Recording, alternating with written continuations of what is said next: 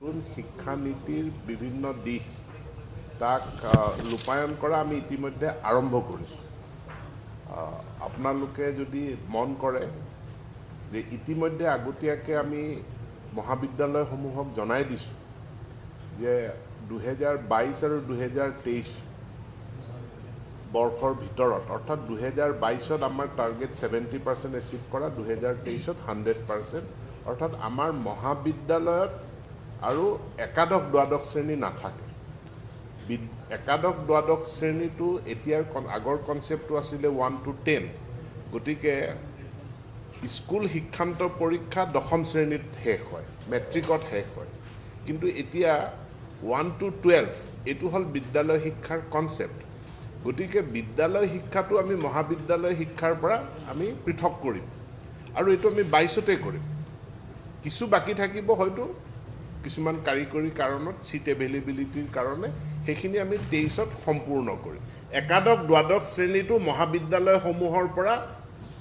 আমাৰ মাধ্যমিক বিদ্যালয়লৈ গুচি আহিব। গতিকে মাধ্যমিক বিদ্যালয়সমূহ আমি ক্লাছ 1ৰ পৰা 12লৈকে এইটো হ'ল বিদ্যালয় শিক্ষা, 1ৰ পৰা 8লৈকে এইটো হ'ল এলিমেণ্টেৰী, 9, 10, 11, 12 এইটো হ'ল ছেকেণ্ডেৰী অৰ্থাৎ মাধ্যমিক শিক্ষা। গতিকে মাধ্যমিক শিক্ষালৈ 11, 12টো গুচি আহিব, মহাবিদ্যালয়বিলাকত এইটো নাথাকিব। অন্য হাতেদি মহাবিদ্যালয়বিলাকতো স্নাতকোত্তৰ শ্ৰেণীসমূহ আৰম্ভ কৰাৰ কাৰণে আমি বিভিন্ন পদক্ষেপ ইতিমধ্যে আৰম্ভ কৰিছোঁ। 11, 12টো যেনেকৈ তাৰ পৰা ডিলিংক হ'ব, তাত পোষ্ট গ্ৰেজুৱেট কৰ্চবিলাক মহাবিদ্যালয়বিলাকত লিংকড হ'ব। ইয়াৰ প্ৰক্ৰিয়াটো আমি ইতিমধ্যে আৰম্ভ কৰিছোঁ। প্ৰাক প্ৰাথমিক শিক্ষাটো আগতে আমি সম্পূৰ্ণৰূপে নিৰ্ভৰ কৰি চলিছিলোঁ আমাৰ সমাজ কল্যাণ বিভাগৰ অধীনত অংগনবাদী কেন্দ্ৰবিলাকৰ জৰিয়তে। এতিয়া নতুন শিক্ষানীতি য'ত 5+3+3+4 হ'ব, ইয়াৰ যিটো একেবাৰে তলৰ খাপৰ 5 মানে গাঁথনিটো, য'ত আমি 3 বছৰ বয়সৰ পৰা আৰম্ভ কৰিম, তাৰ কাৰণে শিক্ষা বিভাগ আৰু সমাজ কল্যাণ বিভাগ আমাৰ মাজত আলোচনাবিলাক চলি আছে আৰু আমি টাৰ্মিনেছ কৰিব বিচাৰিছোঁ, মানে আমি অংগনবাদী কেন্দ্ৰ টাৰ্মিনেছ নহয়, লোকেট কৰিব বিচাৰিছোঁ অংগনবাদী কেন্দ্ৰ আৰু প্ৰাথমিক বিদ্যালয়। তাৰ সম্পূৰ্ণ ৰূপৰেখা এতিয়াও প্ৰস্তুত হোৱা নাই, কিন্তু হ'বলৈ গৈ আছে। নতুন শিক্ষানীতিৰ বিভিন্ন দিশ তাক ৰূপায়ণ কৰা আমি ইতিমধ্যে আৰম্ভ কৰিছোঁ। আপোনালোকে যদি মন কৰে যে ইতিমধ্যে আগতীয়াকৈ আমি মহাবিদ্যালয়সমূহক জনাই দিছোঁ যে 2022 আৰু 2023 বৰ্ষৰ ভিতৰত অৰ্থাৎ 2022ত আমাৰ টাৰ্গেট 70% এচিভ কৰা, 2023ত 100%, অৰ্থাৎ আমাৰ মহাবিদ্যালয়ত আৰু একাদশ দ্বাদশ শ্ৰেণী নাথাকে। একাদশ দ্বাদশ শ্ৰেণীটো এতিয়াৰ আগৰ কনচেপ্টটো আছিলে 1 to 10, গতিকে স্কুল শিক্ষান্ত পৰীক্ষা দশম শ্ৰেণীত শেষ হয়, মেট্ৰিকত শেষ হয়, কিন্তু এতিয়া 1 to 12 এইটো হ'ল বিদ্যালয় শিক্ষাৰ কনচেপ্ট। গতিকে বিদ্যালয় শিক্ষাটো আমি মহাবিদ্যালয় শিক্ষাৰ পৰা আমি পৃথক কৰিম আৰু এইটো আমি 22তে কৰিম। কিছু বাকী থাকিব হয়তো কিছুমান কাৰিকৰী কাৰণত, চিট এভেইলেবিলিটিৰ কাৰণে, সেইখিনি আমি 23ত সম্পূৰ্ণ কৰিম। একাদশ দ্বাদশ শ্ৰেণীটো মহাবিদ্যালয়সমূহৰ পৰা আমাৰ মাধ্যমিক বিদ্যালয়লৈ গুচি আহিব। গতিকে মাধ্যমিক বিদ্যালয়সমূহ আমি ক্লাছ 1ৰ পৰা 12লৈকে এইটো হ'ল বিদ্যালয় শিক্ষা, 1ৰ পৰা 8লৈকে এইটো হ'ল এলিমেণ্টেৰী, 9, 10, 11, 12 এইটো হ'ল ছেকেণ্ডেৰী অৰ্থাৎ মাধ্যমিক শিক্ষা। গতিকে মাধ্যমিক শিক্ষালৈ 11, 12টো গুচি আহিব, মহাবিদ্যালয়বিলাকত এইটো নাথাকিব। অন্য হাতেদি মহাবিদ্যালয়বিলাকতো স্নাতকোত্তৰ শ্ৰেণীসমূহ আৰম্ভ কৰাৰ কাৰণে আমি বিভিন্ন পদক্ষেপ ইতিমধ্যে আৰম্ভ কৰিছোঁ। 11, 12টো যেনেকৈ তাৰ পৰা ডিলিংকড হ'ব,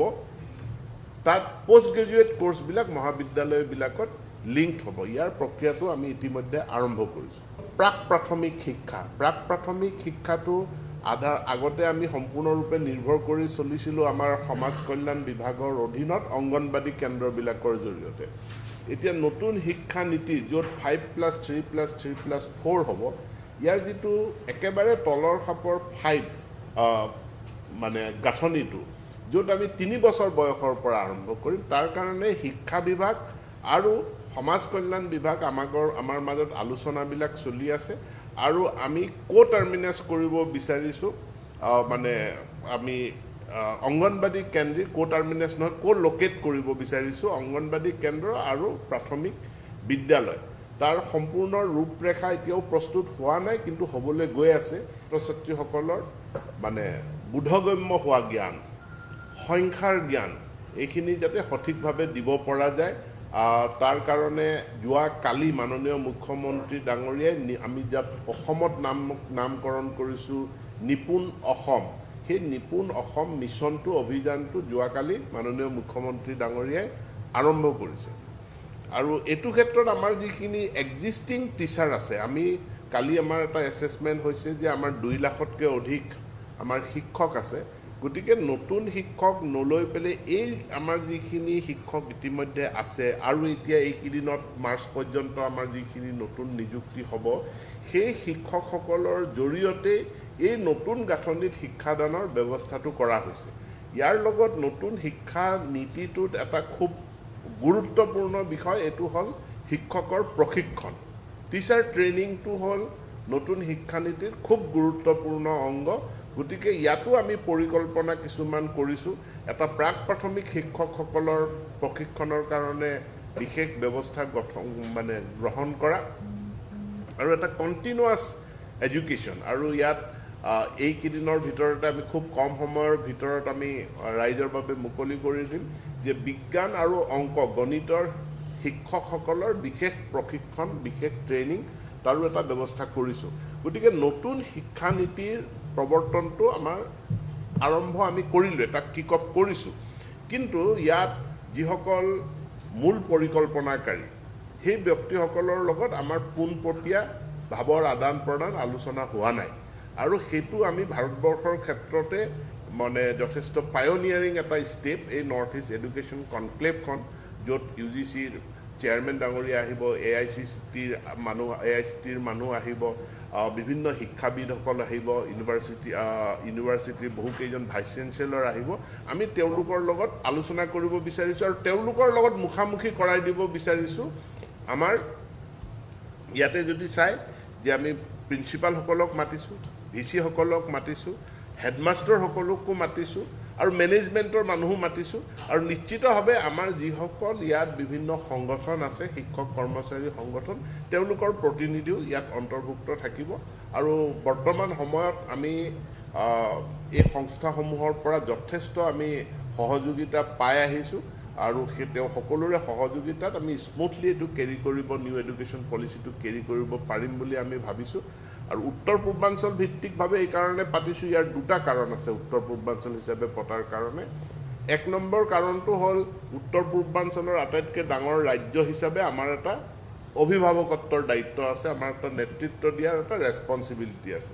2 নম্বৰ আমি আমাৰ শিক্ষানুষ্ঠানবিলাকত চালে দেখা পাম যে যথেষ্ট সংখ্যক ছাত্ৰ ছাত্ৰী আমাৰ উত্তৰ পূৰ্বাঞ্চলৰ ৰাজ্যসমূহৰ পৰা অসমত পঢ়িবলৈ আহে এতেকে তেওঁলোককো লগত লৈ একেলগে নৰ্থ ইষ্ট হিচাপে যাতে আমি নিউ এডুকেশ্যন পলিচিটো পুছ ফৰৱাৰ্ড কৰিব পাৰোঁ তাৰ কাৰণে নৰ্থ ইষ্ট ভিত্তিত আমি এডুকেশ্যন কনক্লেভখন পাতিছোঁ